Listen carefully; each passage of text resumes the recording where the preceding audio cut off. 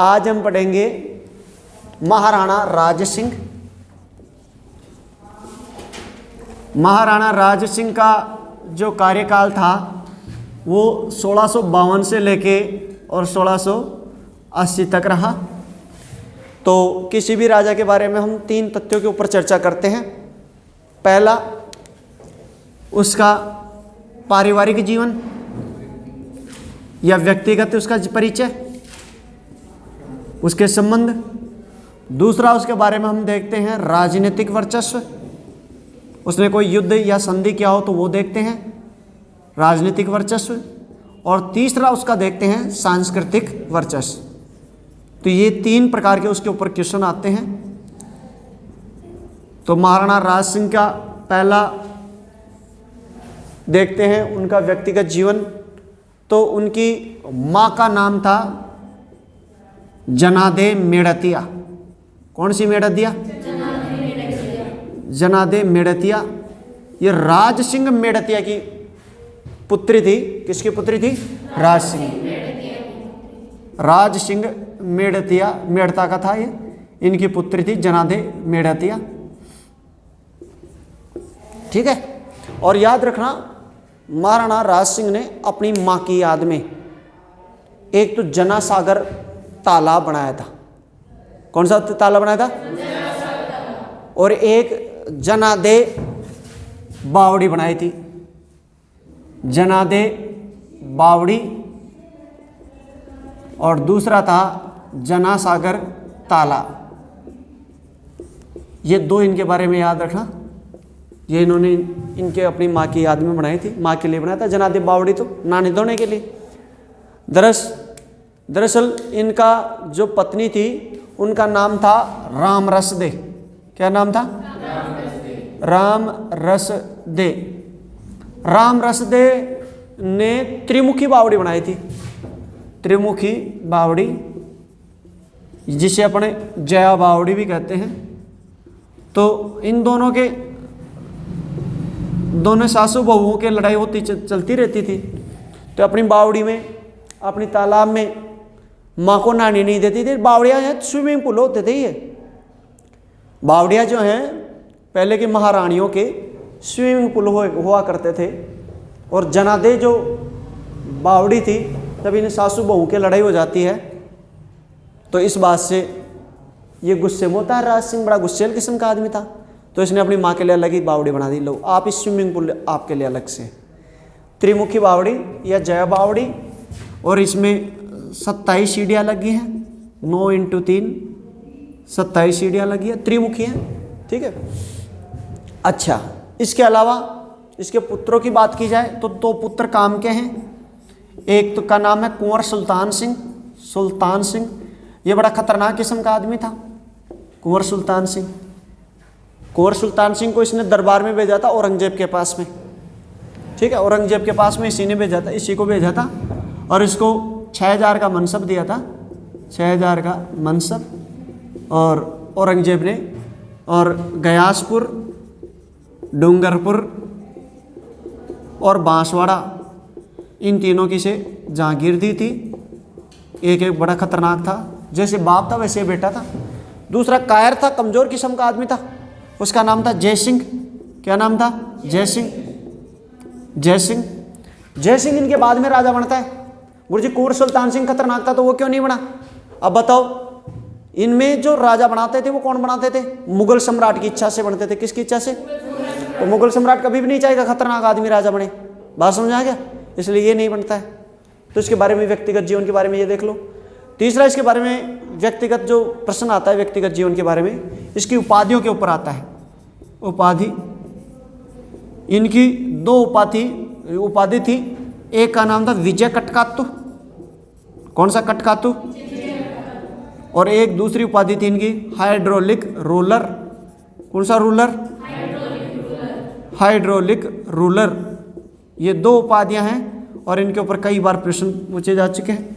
ये 2 उपाधियां। अब बात करते हैं इनके राजनीतिक वर्चस्व की। कौन से वर्चस्व की? ये इसका पारिवारिक जीवन या व्यक्तिगत जीवन हो गया। राजनीतिक वर्चस्व की बात की जाए तो इनके समय मुगल सम्राट 2 थे। मुगल सम्राटों पर नजर डालते हैं, क्योंकि इनकी जो राजनीतिक जो चहलकदमी होगी वो आसपास के क्षेत्रों से और मुगलों से इनकी लड़ाई किस प्रकार क्या क्या चलेगी वो अपन देखेंगे। तो आसपास के राजाओं के पर नजर डालते हैं और मुगल सम्राटों पर नजर डालते हैं। मुगल सम्राट पहला तो था शाहजहां। कौन सा जहां? शाहजहां 1657-58 तक राजा रहा, और शाहजहां के बाद में बना औरंगजेब 1627 से 1658। ये तो दूसरा था औरंगजेब। कौन सी जेब? औरंगजेब राजा बना 1658 से 1707 तक। तो ये दो मुगल बादशाहों की इन्होंने सेवा की थी। ये अगला क्वेश्चन बन जाता है। रही बात अपने राजस्थान की स्थिति, देखते हैं भाई राजस्थान में उसके अड़ोसी पड़ोसी जो थे वो कौन कौन राजा थे। तो राजस्थान के राजाओं की भी देख लो। ये अपना राजस्थान है, रंगीला राजस्थान, ठीक है। तो राजस्थान में ये तो है मारवाड़, सबसे बड़ी रियासत कौन सी थी? मारवाड़। तो मारवाड़ का जो राजा था उसका नाम था जसवंत सिंह। कौन सा सिंह? जसवंत सिंह इसका राजा था 1678 तक। कब तक था? 1678। इसके अलावा सिरोही, कौन सा रोही? सिरोही। और सिरोही का जो राजा था उसका नाम था उदयभान देवड़ा। कौन सा देवड़ा? उदयभान देवड़ा। उस टाइम सबसे बड़ी रियासतों, बड़ी बड़ी रियासतों की बात कर रहा हूँ, छोटी छोटी तो सारी हैं। उस टाइम एक और बड़ी रियासत बड़ी काम कर रही थी, उसका नाम था किशनगढ़। कौन सी गढ़? किशनगढ़ वहाँ पड़ता है अजमेर में। यहाँ का था शासक जो था वो था, उसका नाम था रूप सिंह राठौड़। कौन सा राठौड़? इसके अड़ोसी पड़ोसियों की बात कर ली अपन ने, तो ये इसको प्रभावित करेंगे, इनके बारे में भी देखेंगे। तो ये तीन रियासतें और ये मुगल सम्राट, इनसे इनका क्या संबंध बनता है, क्या चीज़ें चलती हैं, इसके बारे में। इसके अलावा छोटे मोटे राजा तो इसके आस पड़ोस के तो छुई, उनका तो कोई औचित्य था नहीं, क्योंकि सबसे शक्तिशाली कौन था? महाराणा राज। पहले शक्तिशाली था जसवंत सिंह। कौन था? जसवंत। लेकिन जसवंत सिंह जैसे जैसे कमजोर होता है फिर उसके पच्चीनों पर कौन खड़ा हो जाता है? महाराणा राज। ठीक, जसवंत सिंह इसका फूफा जी लगता था। जसवंत सिंह महाराणा राज सिंह का क्या लगता था? फूफा जी। इसकी बुआ जी जिसका नाम था महामाया। कौन सी माया? महामाया। महामाया का विवाह इनके साथ हुआ था, मेवाड़ी रानी महामाया, इनका विवाह तो फूफा जी लगता था। आगे देखो, इनके संबंध तो होते थे व्यक्तिगत संबंध। तो ये इसका व्यक्तिगत जीवन हो गया। व्यक्तिगत जीवन के बाद में देते हैं राजनीतिक वर्चस्व। राजनीतिक वर्चस्व देखने के लिए हम अध्ययन करते हैं, एक तो आस पड़ोस के राजा कौन थे, और एक दिल्ली का सम्राट कौन था, क्योंकि दिल्ली का सम्राट जो चाहेगा वही होगा। मेवाड़ मुगल संधि के तहत ये इनका अधीन है, तो इसलिए जो चाहेगा यही होगा। तो जैसे ही ये राजा बनता है, अब बताओ, जब महाराणा राज सिंह राजा बना उस टाइम दिल्ली का मुगल सम्राट कौन था? शाहजहां। तो शाहजहां इसको पदवी देगा। शाहजहां ने इसे राजराणा की उपाधि दी, पहली चीज, और उपाधि देके इसे 5000 का मनसब दिया। शाहजहां ने कितने का मनसब दिया? 5000 का मनसब दिया। ठीक है साहब, इन दोनों के संबंध अच्छे थे, ठीक ठाक चल रहा था। लेकिन हुआ क्या कि जिस प्रकार इनके पिता जगत सिंह किलेबंदी कर रहे थे अपने चित्तौड़ दुर्ग की, उसी के तरीके पे, उसी के तर्ज पर ये आदमी भी क्या करता है? अपनी किलेबंदी जारी रखता है। क्या जारी रखता है? किलेबंदी। अब देखो, किलेबंदी रहेगा तो ये संधि टूट रही है। जगत सिंह को तो ये थोड़ा बहुत फिर भी सहन कर लिया, लेकिन शाहजहां क्यों सहन करेगा इसको? चित्तौड़ के दुर्ग की जब किलेबंदी कर रहा था तो इस बात से शाहजहां नाराज हुआ और शाहजहां ने अपनी सेना भेजी। शाहजहां ने सादुल्ला खान को भेजा। कौन से खान को भेजा? सादुल्ला खान को 30,000 सैनिक देके भेजा, और 30,000 सैनिकों ने चित्तौड़गढ़ दुर्ग के कंगूरों को ढहा दिया। अब देखो, ये बहुत बड़ी बेइज्जती वाली बात है। चित्तौड़गढ़ दुर्ग के कंगूरों को ढाया। आप सोचो कि आप मकान बना रहे हैं, और मकान बना रहे हैं तो कोई आदमी आपकी दीवार को तोड़ दे, इससे बड़ी बेइज्जती कभी होती नहीं है। आप मकान बना रहे हो, बहुत बेइज्जती फील होती है उसमें। और राज सिंह कुछ कर नहीं सकता, 30,000 सैनिक है, खड़ा खड़ा देख रहा। एक एक ईंट जो थी उसकी छाती के ऊपर पड़ रही थी, उसकी बहुत बड़ी बेइज्जती हो रही थी। आप सोचो कि आपके मकान को कोई ढाके चला जाए। इस बात से बड़ा नाराज हो जाता है, गालियाँ वालियाँ निकालने लग जाता, और तो कर क्या सकता था। शाहजहाँ था चाचा जी उधर, तो ये नाराज हो जाता है, गालियाँ वालियाँ निकालता है। तो इस बात को लेके और शाहजहाँ ने समझौता करने के लिए भेजा मुंशी चंद्रभान को। किसको भेजा? मुंशी चंद्रभान। मुंशी चंद्रभान ने दोनों के मध्य समझौता कराया। क्या करवाया? दोनों के मध्य समझौता करवा दिया। और इसने अपने पुत्र कुंवर सुल्तान सिंह को दरबार से वापस बुला लिया था। बतू तो आजा, अपन नहीं करेंगे किसी की गुलामी, आज से सब संधि टूट गई। तो इसने वापस कुंवर को कहाँ भेजा? दरबार में भेजा। कुंवर को कहाँ भेजा? दरबार में भेजा। लेकिन यह आदमी इस बात को बुला नहीं पा रहा था। तो इसी दौरान क्या होता है कि शाहजहाँ के पुत्रों में उत्तराधिकार की लड़ाई हो जाती है। देखो 1658 में शाहजहाँ के पुत्रों के बीच किसकी लड़ाई हो जाती है? उत्तराधिकार। और जब उत्तराधिकार की लड़ाई हो जाती है तो उस टाइम मौका किसको मिल जाता है? राज सिंह। बात समझ आएगी? राज सिंह को। तो राज सिंह इस उत्तराधिकार का पूरा फायदा उठाता है। और देखो वो क्या क्या करता है। सबसे पहले 1658 में इसने टीका दौड़, कौन सी दौड़? टीका दौड़ के बहाने पुर, मांडल, बदनौर, शाहपुरा, ये भीलवाड़ा की हैं सारी, शाहपुरा, इसके अलावा तुम्हारा टोडा, टोंक, चाकसू, सांभर, लालसोट, मतलब ऐसा कोई क्षेत्र छोड़ा नहीं जिसको लूटा नहीं। यहां से चालू हुआ टीका दौड़। तो मैंने कल आपको बता ही दिया था टीका दौड़ क्या होती है। कोई भी राजा होता है जिसका राज्याभिषेक, अपन तो फकीर आदमी अपना जन्मदिन ही मना लेते हैं। राजा जो लोग हैं जिस दिन उनका राज्याभिषेक होता है उस दिन को वो सेलिब्रेट करते हैं। और उस दिन वो टीका दौड़ यानी एक घुड़सवारों की एक फौज तैयार करते हैं, दस्ता तैयार करते हैं। आगे आगे राजा हो जाता है, उसके पीछे सारे खूंखार योद्धा हो जाते हैं। और आसपास के क्षेत्रों में वो किसी शिकार को ढूंढ के लेके आते हैं, उसको मार के काट के सभी लेके आते हैं और फिर अपना भोजन बना के खाते हैं।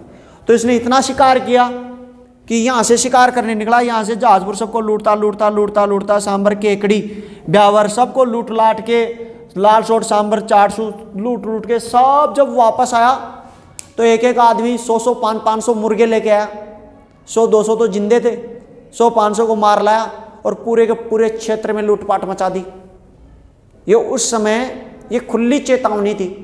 अब बताओ जब ये ऐसा काम करेगा तो इससे ये लोग नाराज होंगे, ये नाराज होगा, शाहजहाँ नाराज होंगे, ये तो खुश होंगे भाई बढ़िया अपने से लूट के लेकर गए। अरे मूर्खों, दोनों नाराज होंगे, आसपास के क्षेत्र के लोग भी नाराज और इधर के लोग भी नाराज। अब इसने कह दिया कि आप नाराज हो रहे हो, पाड़ लेना, मेरा क्या पाड़ते हो। जब आदमी अपनी पर उतर जाता है तो ऐसे उतरता है कि अब तुम चमचो, तुम भी कर लेना और तुम भी कर लेना। ये खुली चेतावनी थी। ये खुली चेतावनी क्यों दी गई? क्योंकि पिछले एपिसोड में जब आप देखोगे, पूरा पिछला वीडियो देखोगे तो उसमें देखना कि इसके पिता जगत सिंह ने प्रतापगढ़ के राजा महासिंह उसको जसवंत सिंह को मरवा दिया था। क्यों मरवा दिया था? कि उसकी दीनता स्वीकार कर ही नहीं रहा था। वो किसको टैक्स दे रहा था? शाहजहाँ को। तो उसकी बेइज्जती हो रही थी, तो वो इनको चमचा मानता था सबको। और ये वाली बेल्ट जो थी, ये बेल्ट तो ज्यादा ही चमचागिरी करती थी। किसकी? मुगलों की। अरे ये अपने आमेर वालों ने तो दी थी, हरका भाई सबसे पहले। और इधर ये किशनगढ़, ये सारी पुर, मांडल, बदनौर, पुर मांडल, देखो यहाँ देखो, पुर, मांडल, बदनौर, शाहपुरा। शाहपुरा को तो इसलिए लूटा क्योंकि शाहपुरा इससे अलग कर दिया था इसका। बदनौर ये सारे भीलवाड़ा के क्षेत्र हैं, पुर, मांडल। और ये जो है ना शाहपुरा में ये मांडल, जो मांडल अभी भी मुगलों के पास था। किसके पास था? बड़ा गुस्से की बात है कि मुगलों ने चित्तौड़गढ़ को दे दिया था लेकिन मांडलगढ़ नहीं दिया था अभी तक। मांडलगढ़ पे अभी तक किसका अधिकार था? मुगलों का। ये याद रखना। तो इसने सारे क्षेत्र को लूट लिया। दोनों राजा, यहाँ के राजा भी नाराज और आका भी नाराज। लेकिन इसने दूसरा काम और किया। दूसरा काम क्या किया? इसने जब इनके उत्तराधिकार की लड़ाई चल रही थी, शाहजहां के दारा बड़ा पुत्र था दारा और छोटा पुत्र कौन था औरंगजेब, दोनों के जब लड़ाई चल रही थी तो इसने बड़ी चालाकी से क्या किया कि शाहजहां पक्ष ले रहा था अपने पुत्र दारा का। किसका पक्ष ले रहा था? तो बताओ राज सिंह किसका पक्ष लेगा? औरंगजेब का। औरंगजेब का पक्ष क्यों लेगा? क्योंकि शाहजहां ने इसके किले के कंगूरों को क्या कराया था? बात समझाया कि नहीं है? तो इसने अपने उसके विद्रोही बेटे औरंगजेब का पक्ष लिया। किसका पक्ष लिया? औरंगजेब। औरंगजेब को सेना भेजी, सहायता भेजी, अपने भाई भीम सिंह को भेजा। इसने उत्तराधिकार के युद्ध में किसका पक्ष लिया? औरंगजेब का पक्ष लिया। यह चीज भी आपको याद रखना। और अपने भाई भीम सिंह और इसके अलावा अपने पुत्र कुंवर जय सिंह, इन दोनों को सहायता के लिए भेजा। भाई भीम सिंह और जय सिंह, इन दोनों को भेजा। जय सिंह इनका पुत्र का नाम था, भीम सिंह इनके भाई का नाम था। इन दोनों को इसकी सहायता के लिए भेजा। तो औरंगजेब इससे बड़ा खुश हुआ। अब औरंगजेब खुश हो गया। अगला राजा कौन बन गया? औरंगजेब। औरंगजेब की सहायता की थी। औरंगजेब की जैसे ही सहायता की तो इस बात से खुश होकर औरंगजेब ने, और जैसे औरंगजेब राजा बनता है तो इसके पुत्र कुंवर सुल्तान सिंह जो इसके दरबार में था उसको 6000 का मनसब दिया। गयासपुर, डूंगरपुर और बांसवाड़ा की क्या दे दी? जागीर दे दी। क्या खैरात में दी थी? इन्होंने पहले अधिकार कर रखी थी। बोला यार तुम ही रख लो फिर इसको, ठीक है हाँ वो वाली तुम ही रखो, वो साहब हमारे पास पहले ही, आप क्या दे रहे हो? तो कितने का मनसब दिया था? 6000। जबकि इसके पिता ने कितने का दिया था? 5000। क्लियर? तो यहां तक औरंगजेब और इनके जो संबंध थे वो बहुत अच्छे चल रहे थे, ठीक। लेकिन इससे आगे धीरे धीरे कैसे बिगड़ते हैं, क्या कारण है, इनके बारे में अपन देखते हैं। पहले इसका एक स्क्रीनशॉट ले लो, स्क्रीनशॉट लो। इसके बाद में कुछ दिनों बाद में औरंगजेब और इन दोनों के बीच विवाद हो जाता है। तो औरंगजेब, राज सिंह और औरंगजेब के मध्य विवाद के कारणों में 5 महत्वपूर्ण कारण हैं जिन पे अपन चर्चा करेंगे। ये दोनों एक दूसरे के जान के दुश्मन बन जाते हैं। क्या क्या कारण था? पहला जो कारण था चारुमती विवाद। कौन सा विवाद? चारुमती विवाद। ये सबसे पहला कारण था। औरंगजेब ने एक छूट इसे दे दी थी राज सिंह को। राज सिंह को क्या छूट दे दी थी कि भाई आसपास के क्षेत्रों पर जहाँ पे भी तू कब्जा करेगा वहाँ पे तेरा अधिकार रहेगा, उसमें मैं कुछ नहीं करूँगा, तेरे को मान्यता दे दूंगा, ठीक। लेकिन चारुमती विवाद उसकी आन बान का प्रश्न बन जाता है। और ये क्या था, इसको आप देखो। किशनगढ़ का राजा था रूप सिंह राठौड़। कौन था? तो ये चारुमती जो थी वो रूप सिंह राठौड़ की पुत्री थी। किसकी पुत्री थी? रूप सिंह राठौड़ की पुत्री थी। और इसके भाई का नाम था मान सिंह राठौड़। चारुमती के भाई का क्या नाम था? इसके भाई का नाम था मान सिंह राठौड़। और मान सिंह राठौड़ जो था वो किसके साथ रहता था? औरंगजेब के साथ। किसके साथ रहता था? औरंगजेब। मान सिंह राठौड़ ने अपनी बहन चारुमती यानी किशनगढ़ की राजकुमारी का सगाई जो है वो किसके साथ कर दी? औरंगजेब के साथ। किसके साथ कर दी? औरंगजेब के साथ इसकी सगाई कर देता है। अब देखो, अब क्या होता है कि जब सगाई कर देते तो ये जो बड़े बादशाह हुआ करते थे ये क्या करते थे कि अपने पास खूब दासियां होती थी फ्री की, जो लोगों को चढ़ाने का काम करती थी, उनको अपनी जो होने वाली पत्नी थी उसके पास भेज दिया करते थे। और वो आ जाती थी, वो सिखाती थी, भाई साहब आपका ऐसे रहना है, ऐसे चलना है, ऐसे उठना है, ऐसे बैठना है, सम्राट को ये पसंद नहीं है, सम्राट को वो पसंद नहीं है। तो सारे टोन टोट के नखरे कायदे उनको पहले ही सिखा दिया जाता था, शादी से पहले ही। जैसे ही सगाई हो जाती थी तो सगाई होते ही उसके पास औरंगजेब की दासियां आ गई और उसको समझाने लग गई। उसी टाइम क्या होता है, उसी टाइम यहाँ मेवाड़ में एक जगह पड़ती है जिसे कहते हैं मांडलगढ़। कौन सा गढ़? मांडलगढ़। मांडलगढ़। तो मांडलगढ़ पर किसका अधिकार था? मुगलों का। किसका अधिकार था? मुगलों के अधिकार में था। यानी उन्होंने, अगर आपने ढंग से पढ़ा हो तो मैंने एक बात बताई थी कि महाराणा प्रताप ने अपनी मृत्यु से पूर्व चित्तौड़गढ़ और मांडलगढ़ के अलावा शेष मेवाड़ पर क्या कर लिया था? पढ़ा था नहीं ये? महाराणा प्रताप के बाद में आपने अमर सिंह पढ़ा मेरे पास, तो अमर सिंह में मैंने देखा अमर सिंह तो खुद ही उसके ऊपर आक्रमण किए थे। 1599 में जहांगीर ने कर दिया, 1603 में फिर जहांगीर ने कर दिया, 1605 में सब जफरखान अब्दुल्ला खान उन्होंने कर दिया, 1508 में महाबत खान ने कर दिया, 1509 में सादुल्ला ने कर दिया, अब्दुल्ला ने कर दिया, 1611 में राजा बासु ने कर दिया। मतलब उनको तो खुद को वो नहीं मिल रहा था, होश नहीं मिल रहा था।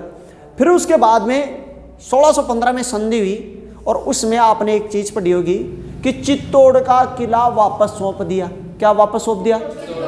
वहां तो आपने पढ़ा था कि मांडल और चित्तौड़गढ़ के अलावा शेष पर किसका अधिकार हो गया था? महाराणा प्रताप। और यहाँ पे सुना कि चित्तौड़गढ़ का किला क्या सौंप दिया? इसका मतलब इनके पास क्या रह गया था? मांडल। मांडलगढ़ पड़ता है भीलवाड़ा में। कहाँ पड़ता है? और मांडलगढ़ का जो सूबेदारी दी थी वो जगन्नाथ कछवा को दी थी। किसको दी थी? जगन्नाथ। मान सिंह कछवा का चाचा जी लगता था ये, इसके बारे में बाद में देखेंगे। इसकी 32 खंभों की छतरी वहीं पे बनी है मांडलगढ़ में। ये भी एक क्वेश्चन याद रखिए। तो मांडलगढ़ पर मुगलों का अधिकार था। किसका अधिकार था? मुगल बड़े खुश थे। तो ये क्या करते हैं, औरंगजेब ने ये जो किला था वो रूप सिंह राठौड़ को सौंप रखा था। किसको सौंप रखा था?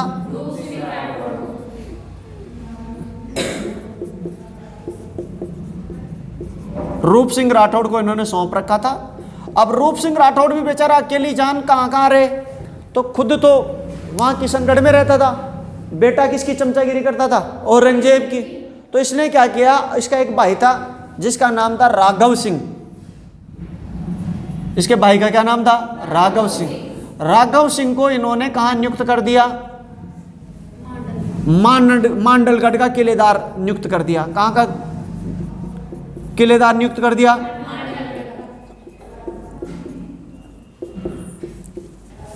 ठीक, मांडलगढ़ का किलेदार भाई राघव सिंह था। एक दिन राज सिंह के दिमाग में फंस गई बात, पता नहीं क्या बात फंसी, तो उसने अचानक आक्रमण किया और मांडलगढ़ के ऊपर आक्रमण करके और राघव सिंह को इतनी बुरी तरीके से पीटा कि राघव सिंह के होश उड़ गए और भागते भागते जाता है किशनगढ़ में और दरवाजा खटखटाता है और वही चारुमती गेट खोलती है। बोलते बोले चाचा क्या बात हुई, आप इतनी रात्रि को कैसे? बोला भाई दरवाजा खोल दे, साइड में हो जा। बोला क्या बात हुई बताओ तो सही। बोला कि जब वो राज्य आ रहे हो, वो राज्य तुम्हारे माने पूछो मत। तो राज्य का नाम सुन के वो बड़ी दीवानी होगी, छोरियों की ये किस विशेषता होती है कि वो ये नहीं देखती कि अच्छा है कि बुरा है, उनको थोड़ा बहुत खतरनाक किस्म का चाहिए आदमी, बजाय कि थोड़े मासूम के। तो खतरनाक किस्म का राज्य की कहानी सुनती है तो वो तो उसके ऐसे तो नहीं पूछती चाचा को कुछ मरम लगाया जाए, और वो पूछने लग जाते बताओ राज सिंह के बारे में कुछ और बताओ, ये है वो है। अच्छा वो राज सिंह की बुराइयां कर रहा है। राज सिंह की बुराइयां कौन कर रहा है? राघव सिंह। वो कह रहा है कि वो तो डकैत आदमी है, उसने केकड़ी, ब्यावर, चाकसू, लालसोट, दौसा, टोडा, टोंक सब गांवों को जीता है। वो तो यूं तरीके से बता रहा है। लेकिन दूसरी ओर उसे जो चारुमती थी, वो चारुमती उसे इस तरीके से ले रही थी, एक योद्धा के रूप में ले रही थी, और धीरे धीरे उसे मन ही मन में क्या करने लगी? प्यार करने लगी। अब क्या होता है कि पहले के ज़माने में क्या हुआ करते थे कि वो फोटो बेचने के लिए आया करती थी बेचने वाली, उन फोटो को देख कर फिर पता लगाते थे हाँ ये फलाना। उस ज़माने में नायकों की फ़ोटो भी क्या करती थी, हमारे ज़माने में भी वैसे सन्नी देओल, सुलेन शेट्टी इनकी फ़ोटो बिका करती थी। तो हम भी क्या करते, उन पे डाल के रखते थे अपने जो कॉपी किताब होती थी उनके ऊपर। और जैसे घर होता था, घर के ऊपर छत के ऊपर चिपका लेते थे इधर की साइड, जैसे इधर मुंह करके मैं सोता था, इधर मेरी उसकी तब्बू की, रेखा की, करिश्मा कपूर की, है ना, इनकी फ़ोटो होती थी। हमारी सिस्टर की उधर ही चारपाई रहती थी तो वो उधर मुंह करके सोती थी, उधर सन्नी देओल, अजय देवगन, उनकी फ़ोटो हुआ करती थी। तो अगर मेरी फ़ोटो कोई एक भी फ़ोटो फाटी हुई मिलती थी तो मैं भी उसकी फ़ोटो फाड़ देता था। बस हो जाता, तो इस तरीके से कॉम्प्रोमाइज, यानी फ़ोटो देख के फीलिंग लिया करते थे उस ज़माने में। आजकल तो वर्चुअल लाइव हो गया, मोदी, नरेंद्र मोदी लिख के सर्च कर सकते हैं, गाना भी देख सकते हैं, ठीक है। पहले के ज़माने में ऐसे नहीं थे। तो फोटो बेचने के लिए आया करते थे, फोटो बेचने वाले बोलो फोटो ले लो, फोटो ले लो, सब उतर के भागते हैं, दाशियाँ है आ जाओ फ़ोटो ले लो। सब निकाल दिया, वाला औरंगजेब की फोटो दिखाओ, मुगल सम्राट औरंगजेब 1 नंबर का आदमी था उस जमाने में, बोला उसकी फोटो दिखाओ। तो जब वो फोटो दिखाने लगती है तो उसको वो किशनगढ़ की राजकुमारी चारुमती देखती कि ये वो फोटो, ये तो मेरा लायक को ना, नीचे पटक कर भी जूता ही जूता की देगी। बोले कि राज्य की फोटो काट देगा, वो राज्य को तो खतरनाक है, सुना यार राजा के ऐसे कट्टे हैं 2-4, तो उसके चाचा ने बता दिया था। तो उसकी राजा की फोटो देखता है, वो तो अपने सीने से लगा के भागी, मैं तो इसकी दीवानी बनूंगी। ये गाना यहीं से आया था, ठीक है। अपने सीने से लगा के दौड़ के चली जाती है और चिपका लेती है कहाँ पे, अपने कमरे के अंदर। और इस बात की खबर ये दासियां दो थी, चेलियां थी, वो किसको पहुंचा दी थी? औरंगजेब। सबको पता लग गया। अभी मान सिंह भी पता लग गया कि अपनी बहन है, कभी भी भाग सकती है, तो हो ना हो इसकी शादी कर दी जाए। रातों रात इसने औरंगजेब को तैयार किया, महाराज की शादी कर लो। हाँ औरंगजेब की, मैं भी यही सोच रहा था, तुम बात क्यों नहीं कर रहे? तो ठीक है कर लेते हैं शादी। तो लड़कियों, जिन लड़कियों की रातों रात सगाई होती है, समझ जाना आप, मामला गड़बड़ है फिर, ठीक है। तो अब ये क्या होता है कि यहाँ उस टाइम औरंगजेब दक्षिण भारत में था। कौन से भारत में था? दक्षिण, यहाँ पे था। अब यहाँ से आ रहा है। अब इस बात की खबर लग गई किसको? चारुमती, क्योंकि अपनी शादी होने वाली है, औरंगजेब दुश्मन लेके जाएगा। तो उसने लेटर लिखा, विल यू मैरी मी। वो लेटर देखा, यार आप छोरी जाना है को ना, ये कौन है? तो उसने पूछा कि महाराज यार रूप सिंह राठौड़ की पुत्री है। बोला कि ये क्या भेजिए? कि जैसे बोले महाराज मैं तो आपकी दीवानी बनूंगी, वरना मैं कुंवारी में मर जाऊंगी, ये है वो है, डेखार फलाना है। अब बताओ छोरा इमोशनल होगा कि नहीं होगा? होगा ही। यही काम करते हो तुम, इमोशनल होगे और क्या करोगे? इमोशनल होके उसने लगा दिया अपना फोन अपने उसके पास, जो इसका सेनापति था। इसका सेनापति जो था उसका नाम था सलुम्बर का रतन सिंह चुंडावत। सलुम्बर का कौन था? रतन सिंह चुंडावत।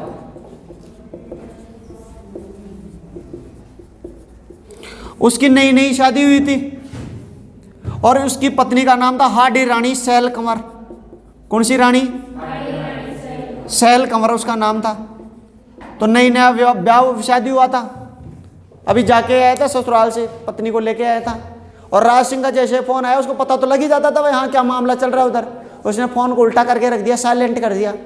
पत्नी देखे फोन आए बार बार दुर दुर करे, वो साइलेंट करके रख दे। वो देखे कोई ना कोई मामला चल रहा है। जब नई नई शादी होती है तो पत्नियां पहले चेक करती हैं, कुछ ना कुछ मामला चल रहा है। तो नहीं मैंने फोन दिखाओ, कहे नहीं तू रहने दो, ऐसे ही कोई ऐसे ही है मेरा मित्र, नहीं कि मैंने दिखाओ कहीं ना कहीं मामलों से। अब पत्नियां जब फोन नहीं दिखाती फिर ज़्यादा जिद करती हैं। और उसने कहा देख मैं तुम फेर कर चु मन देखे, मानी नहीं पत्नी। फोन देखा और फोन देखा हुकुम, वो तो हुकुम को फोन से और तो फोन नहीं उठा रहा। और पत्नियों की ये और होती है जब नई नई ब्याह होता है तो बस पति बस फिर सबसे बढ़िया बन जाना चाहिए, नौकरी करे, पढ़े लिखे, दुनिया में सब कुछ करके आ जाए, बस घर पे ना रुके, आवारागर्दी ना करे। शादी के बाद में तुम्हें अनुभव होगा, पत्नी पूरी प्रयास करेंगी बस तुम्हें निकालने का घर से। अब उसको गालियां निकालने लगी, ये है वो है, मैं जा रही हूँ अपने पेड़, तुम ऐसे है वैसे, उसको टॉर्चर करने लगी। उसने कहा देवी कुछ ही नहीं है, पहले भी 150 शादियां हो चुकी हैं, चारुमती के चक्कर में मर जाएंगे, कोई लेना देना नहीं है। वो चाचा है औरंगजेब, मुड़ियों जैसे काटेगा, गाजर मुड़ियों जैसे। कजन नहीं थाने कह दी थे चल जाओ, मैंने मुंह मत दिखाओ मन। अब बेचारे क्या करे, अब पत्नी दंगाई कर ले तो तुम क्या करोगे? जाओगे कि नहीं जाओगे? जाओगे। चला गया साहब जाके। अब वो कहता है कि ठीक है मैं जा रहा हूं, लेकिन आप मेरे फोन को उठाते रहना। फोन दे दिया उसको बढ़िया गिफ्ट में। अब उस जमाने में फोन ऑन नहीं चलते थे, खत की बात हो रही है, ठीक है। और मैं वहां पे जा रहा हूं और ये युद्ध के लिए रवाना हो जाता है। युद्ध के लिए रवाना होता है तो इसको जो राज सिंह था वो इधर देशूरी नाड़ में यहाँ पे छोड़ देता है कि तू यहाँ पे रुक, औरंगजेब इधर से आ रहा है, मैं भी ब्याह करके लेके आ रहा हूँ। औरंगजेब गया, छोरी को उठाया और लेके आ गया। और दूसरी तरफ इधर राज सिंह गया, लड़की से विवाह किया, चारुमती को लेके आ गया। क्या विवाह करता था, उठा लाया, वो तैयार थी, वो तो कपड़े उपड़े पहन के पहले तैयार हो गए थे भाई, देख रही थी दूरबीन से आ जाए तो पहले भगने के लिए तैयार थे, आधे रास्ते में और आ गई होगी, वो तो आ गई राज सिंह के साथ। अब राज सिंह के साथ तो आ गई, लेकिन बताओ इस बेचारे की जिंदगी खराब कर दी इसने, रतन सिंह चुंडावत की। देखो इसकी स्थिति देखो, यहाँ पे गया, पत्नी की याद आ रही है, बार बार फोन कर रहा है, पत्नी को बार बार उसको लेटर भेज रहा है, जा देखे तेरे भाभी जी को पूछ क्या। भाभी जी के पास जाए, भाभी जी को बार बार आने की जरूरत नहीं है, मैंने कह दिया मैं सही हूँ, मैंने गोली दवाई ले ली है, रोटी टू खा ली है, वापस चला जा। फिर आए, फिर थोड़ी देर में, यार तेरी भाभी जी को पूछ क्या है ना यार, वो गोली ली कि नहीं ली, अभी ये खाया कि नहीं खाया, पिया कि नहीं पिया। तो उसकी भाभी जी का माथा खराब, भाभी जी ने उसके 2 बड़े थप्पड़ कि सुनो देवर जी अब की बार आ गए तो पैर काट दूंगी, जाके युद्ध करो।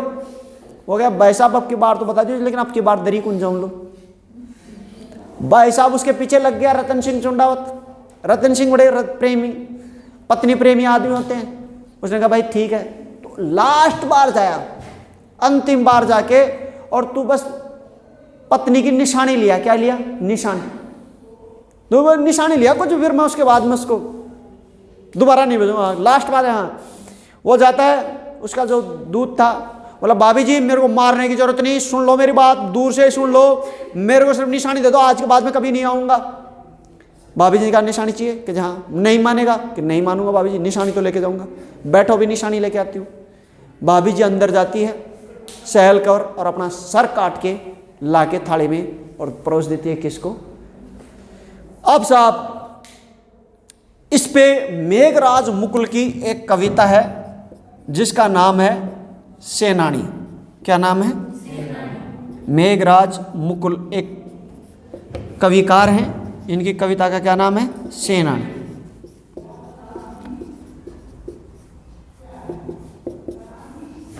चुंडावत मांगे निशानी सर काट दियो छत्राणी, इसका प्रसिद्ध डायलॉग है। चुंडावत मांगे निशानी, चुंडावत मांगे निशानी सर काट दियो छत्राणी, सर काट दियो छत्राणी। ठीक, अब जब इन्होंने सर काट के दे दिया और वो ले जाके दे रहा, भाई साहब रोता रोता रोता रोता क्या क्या बात होगी? बोला भाई साहब पूछो मत, अब की बार गिफ्ट इतना शानदार आया है कि मेरे को रोज आ रहा है। तो गिफ्ट को निकाल के देखा तो वो भी हाई सेल कवर करने लग गया। वीर योद्धा रतन सिंह चुंडावत ने अपनी पत्नी का सर अपने गले में टांगा और एक भयानक शेर की तरह किसके ऊपर टूट पड़ा? औरंगजेब। हम तो मरेंगे सनम, तुम्हें भी ले डूबेंगे। औरंगजेब की सेना में इतना कोराम मचा दिया। औरंगजेब का ये बावड़ा कैसे हो गया? अरे डर ही नहीं रहा। बोला गुरुजी को सब लुट गए। हाय, जब आदमी लुट जाता है ना उसके बाद में डर नहीं रहता उसको किसी का। तो लुट गया तो लुटने के बाद में डर तो था ही नहीं, भाई मरना है, भाई पत्नी गई तो अपन जी के क्या करेंगे? तो खुद तो मरा है, 100-200 को और लेके मर गया। तो बहुत तगड़ा। इसका 1664 में देसूरी नाल पर इनका स्मारक बनाया गया है, रतन सिंह चुंडावत का देसूरी नाल पर स्मारक।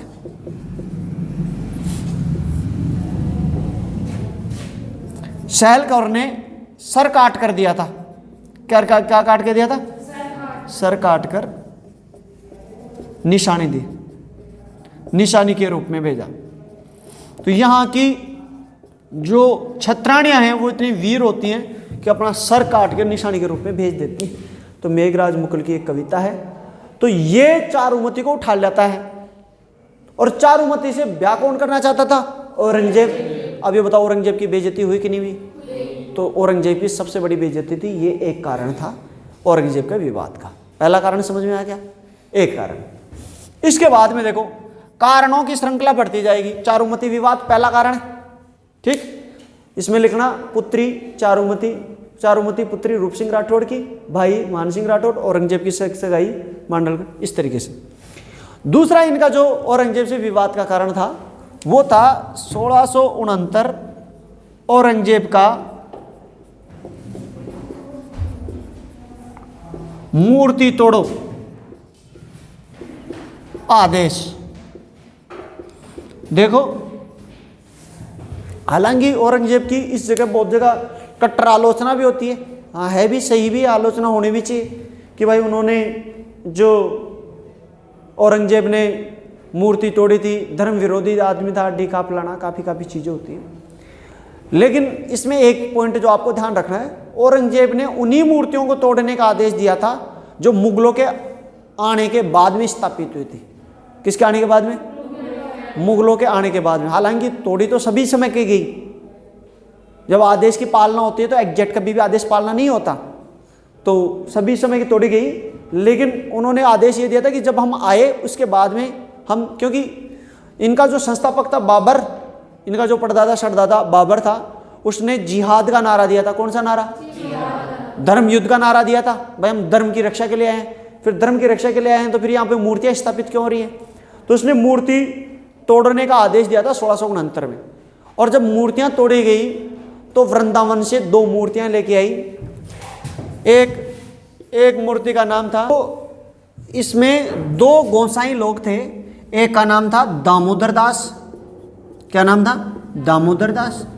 और एक का नाम था गोपीनाथ, गोपीनाथ गोसाई। ये दोनों मूर्तियों को उठा के लेके आते हैं, श्रीनाथ जी की मूर्ति और द्वारकाधीश की मूर्ति। श्रीनाथ जी की मूर्ति काफ़ी दिनों तक ये लाके काफ़ी जगह घूमते हैं। मारवाड़ के राजा के पास आते हैं। मारवाड़ का राजा यहाँ जोधपुर में, वहाँ पे 2 साल तक उसकी पूजा वहीं पे उतरी थी बैलगाड़ी में, जहाँ लेके आए थे तो बैलगाड़ी में उसकी पूजा उतरी। उसको उतार के कहीं स्थापित नहीं कराया, क्योंकि उसको भी डर लगता था, जसवंत सिंह को भी। औरंगजेब के सामने कौन टिके? जब इस बात का पता लगा किसको? राज सिंह को, उसने कहा लेके आओ, इधर लेके आओ, इधर स्थापित कराएंगे इन्होंने। और इन्होंने दोनों मूर्तियों को 1672 में इन्होंने श्रीनाथ जी की मूर्ति सिहाड़ में स्थापित कराई। और सिहाड़ का नाम पड़ गया नाथ द्वारा। कौन सा द्वारा? नाथ द्वारा, राजसमंद में। ठीक है, सिहाड़ का बाद में नाम क्या पड़ गया था? नाथ द्वारा। तो नाथ द्वारा ही कहते हैं वर्तमान में। पहले इसका नाम श्रीनाथ था। श्रीनाथ जी की मूर्ति लगाई, जहाँ 56 झांकी का भोग लगता है। समझाएगा? ये याद रखना, सबसे बड़ी पीठ मानी जाती है। 7 पीठें, 7 पीठों में सबसे। दूसरी द्वारकाधीश की मूर्ति, द्वारकाधीश की जो मूर्ति लगाई उन्होंने कांकरोली लगाई, कांकरोली। और कांकरोली भी कहाँ पड़ता है? राजसमंद में। तो इस प्रकार उन्होंने दूसरी दुश्मनी मोल ले ली। जब औरंगजेब मूर्तियां तोड़ रहा था, उसी टाइम ये मूर्ति स्थापित कर रहा था कि अब तुम कर लो, क्या कर रहे हो। तो दूसरा कारण, तो ये 2 कारण थे। अब बाकी 3 कारण देखते हैं। इनका आप एक स्क्रीनशॉट लो, स्क्रीनशॉट ले लो इनका। इनके मध्य तीसरे विवाद का जो कारण था वो था सिरोही। क्या था? सिरोही उदयभान देवड़ा को संभाला रखा था किसने? औरंगजेब ने। राज सिंह ने क्या किया? उदयभान देवड़ा को हटाकर उदयभान देवड़ा को हटा दिया और इसके स्थान पर अखेराज देवड़ा को सिरोही सौंप दिया। ठीक है, तो इसका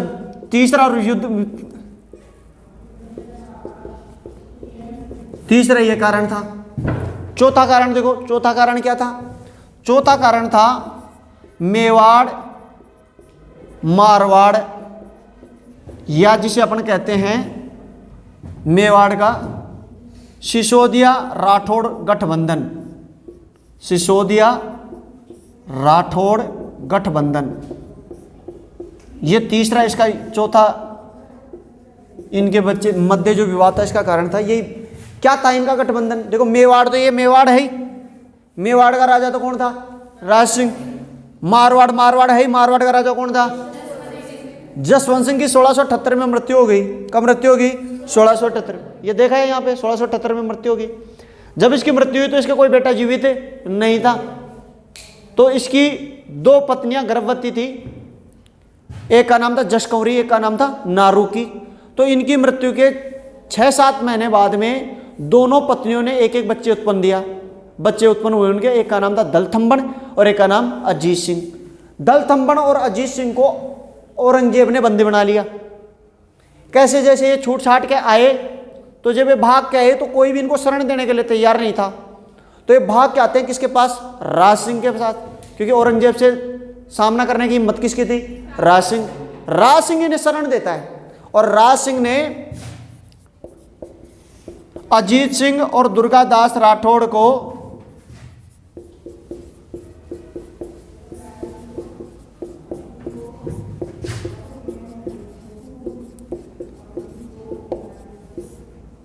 केलवा की जागीर दे दी। कहां की जागीर दे दी? केलवा। केलवा कहां पड़ता है? राजसमंद में। कहां पड़ता है? तो केलवा की जागीर दे दी, बोला आप यहाँ पे रहो, इस यहाँ पे जितना भी पैसा आता आप कमा के खाओ। तो औरंगजेब का दुश्मन को कौन शरण दे रहा है? मेवाड़ का राणा राज सिंह। अब इसने शरण क्यों दी? इसके वो 5-7 तर्क हैं। पहला तर्क तो ये क्योंकि ये इसके बुआ जी का लड़का था महामाया, भाई इसकी काफ़ी पत्नियां थी जसवंत सिंह की। तो ये हालांकि इसकी माँ का नाम तो अजीत सिंह की माँ का नाम तो जसकुंवरी था, लेकिन फिर भी ये भी इसकी माई हुई, इसके पिता की पत्नी तो इसकी माई हुई। तो ये इसको लेके आती है और ये इसको शरण दे देता है। पहला कारण तो ये क्योंकि इनके क्या था, एक संबंध था, ठीक है, रिश्तेदार थे एक दूसरे के। दूसरा कारण ये था कि ये किसका विरोधी था? औरंगजेब का। किसका दुर्विरोधी था? औरंगजेब। औरंगजेब ने इसे निकाल दिया तो इसने शरण दे दी कि मैं शरण दे रहा हूं, तू कर ले क्या करता है। और पांचवा और अंतिम जो कारण माना जाता है, इसको याद रखना, मेवाड़ मारवाड़ या सिसोदिया राठौड़ गठबंधन। मेवाड़ का मतलब, मेवाड़ के राजा कौन थे? सिसोदिया, और मारवाड़ के राजा कौन थे? राठौड़। इस गठबंधन, इसके कारण लड़ाई हुई। राज सिंह ने दुर्गादास राठौड़ और अजीत सिंह को कहां की जागीर दी थी? केलम, औरंगजेब के विरोध में। ठीक, लास्ट में एक कारण बनाया जाता है 1679 में औरंगजेब ने जजिया कर पुनः लागू किया था। औरंगजेब ने क्या, कौन सा कर लागू किया था? औरंगजेब ने जजिया कर लागू किया था। और औरंगजेब ने जो जजिया कर लागू किया था वो राज सिंह ने देने से इनकार कर दिया।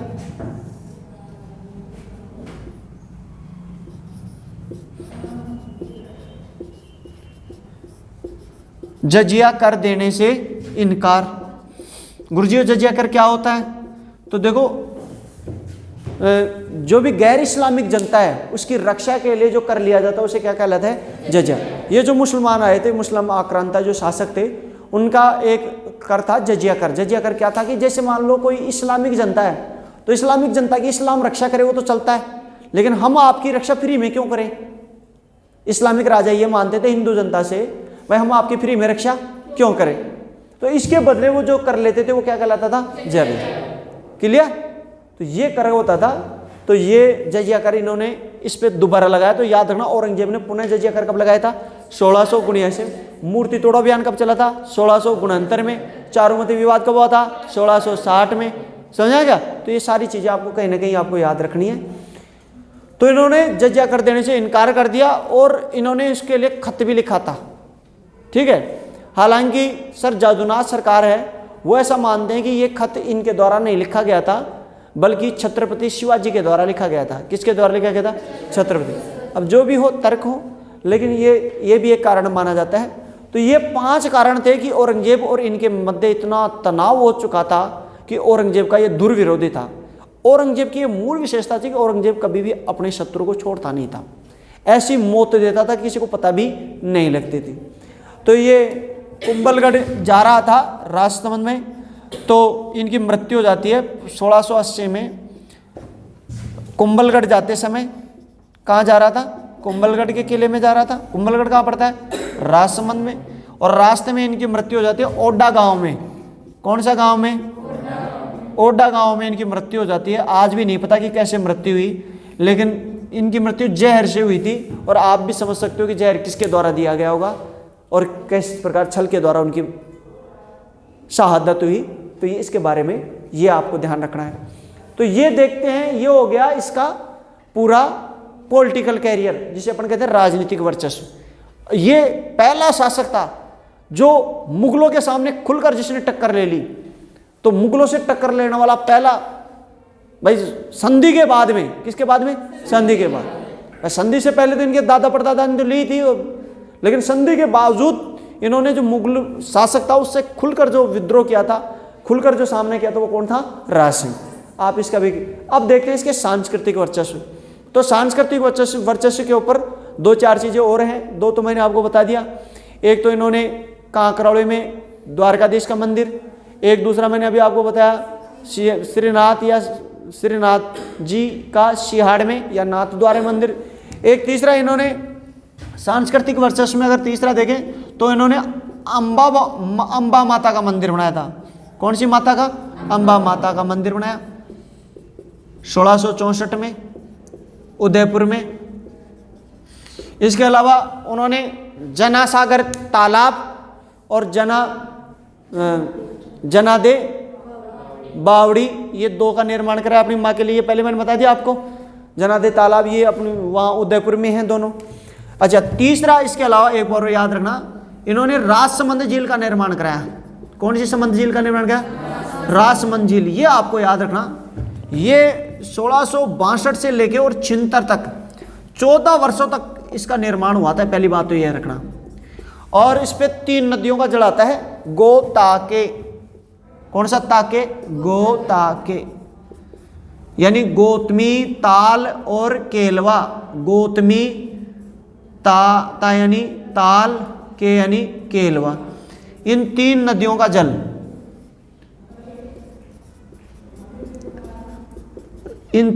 जल रोक के राजसमंद झील का निर्माण कराया। राजस्थान की पहली झील है जिसके नाम पर किसी जिले का नामांकन हुआ है, राजसमंद जिला। कौन सा जिला? राजसमंद। और इसके पास में ही इन्होंने 9 चौकी पाल बनाई थी। कौन सी चौकी पाल? 9 चौकी पाल। और याद रखना, 9 चौकी पाल वही है जहां पे अंतिम समय किसने गुजारा था। और मैंने उस टाइम में लिखा था कि अमर सिंह ने हमारा अंतिम समय यहां गुजारा था। वहां पे बाद में जाके कौन सी झील बनी थी? राजसमंद झील। ठीक है, अब राजसमंद झील बनती है वहां पे। और इसने राजसमंद झील पर राज सिंह प्रशस्ति का निर्माण कराया। ये सबसे इंपॉर्टेंट है, याद रखना। राज सिंह प्रशस्ति अपनी बढ़ाई लिखाई संगमरमर के 25 काले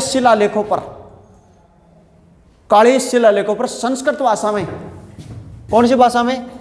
संस्कृत भाषा में 25 सर्गों में और 25 शिलालेखों पर इन्होंने पूरी राज प्रशस्ति लिखाई। अब इस राज प्रशस्ति में क्या क्या चीजें वो देख लो।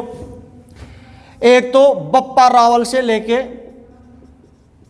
राज सिंह तक के शासकों का उल्लेख, राज सिंह तक के शासकों का उल्लेख। दूसरा, इसमें रतन तुलादान का उल्लेख मिलता है। विश्व में एकमात्र रतन तुलादान का उल्लेख यहीं पे मिलता है। गुरुजी, रत्न तुलादान क्या होता है? रत्न तुलादान कि जैसे राजा बनता है तो राजा बनने के अगले माह, अश्विन माह में वो अपने मंदिर में जाता है एकलिंग नाथ जी के में, और अपने बराबर रत्नों को तुलाता है और पीर फकीरों में, गरीबों में बांट देता है। रत्नों को तुला के बांटा था उसने। तो विश्व का एकमात्र रत्न तुलादान का उदाहरण शासक बनने के अगले माह ही किया था इसने, शासक बनने के अगले माह। और इसका वर्णन है, कौन सी युद्ध का वर्णन है? हल्दीघाटी युद्ध का वर्णन है। ये भी आपको याद रखना है। ये 2-3 चीजें इसके बारे में याद रखना। अब राज सिंह प्रशस्ति का जो रचयिता कौन था, रचनाकार, उसका नाम था रणछोड़ भट्ट। रणछोड़ भट्ट इसका रचयिता था। इसके बारे में याद रखना। इन्होंने जब इसका निर्माण कराया तो 10,000 ब्राह्मणों को भोजन दिया था। ऐसे कहते हैं उस जमाने में 1 करोड़ रुपए खर्च हुए थे। 10,000 ब्राह्मणों को इन्होंने भोजन कराया था। तालाब खोदने में, ये सारा पूरा सब कुछ में 1 करोड़ रुपए खर्च हुआ था। ये बहुत क्षण की किस्म का आदमी था। अपने साथ एक मूसल सा रखता था इतना बड़ा, जब भी कोई बीच में बोले तो यूं उठा के एकदम मारता था, चिपका देता था उसको जमीन के। कोई बीच में बोले तो इसने बहुत पाप किए थे, तो अपने पापों को धोने के लिए इसने राजसमंद झील बनाई थी, ऐसा कहा जाता है। अब इसमें कितनी सच्चाई है क्या नहीं है। तो इसके सांस्कृतिक वजह उसके बारे में देखा जाए तो 2 मंदिर तो मैंने आपको पहले बता दिए थे। सिहाड़ नाथ द्वारा का श्रीनाथ जी, कांकरोली का द्वारकाधीश जी। तीसरा अंबा माता का मंदिर। चौथा राजसमंद झील का निर्माण 1662 से 76 14 वर्ष में हुआ।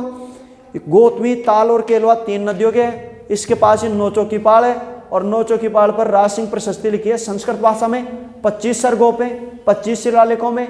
और ये बप्पा राव से राज सिंह तक के शासकों का उल्लेख है। रतन तुलादान का पहला उल्लेख है जिसने शासक बनते ही अगले माह उसने वहाँ कहाँ पे एकलिंग नाथ मंदिर के उसमें कोई आदमी राजा बनता है। जैसे अपने अभी चुनाव हुए थे तो आलोक बेनीवाल अपने को केलों का तुलादान कर रहा था, अपने बराबर केले तुला के बटा रहा था पीर फकीरों में, है ना। अब अपन तो खुद ही फकीर है, अपन तो ले लेके खाते हैं, कोई बांटता है उसको, तो अपन तो क्या बांटें। तो ये रतन तुलादान का हल्दीघाटी का युद्ध का वर्णन है। और इसका रचयिता कौन था? रणछोड़ भट्ट तैलंग। और इस प्रकार इसकी मृत्यु हो जाती है। तो इसके सांस्कृतिक वर्चस्व भी कोई कम नहीं था। सांस्कृतिक वर्चस्व की भी आप एक स्क्रीनशॉट ले लो, ये भी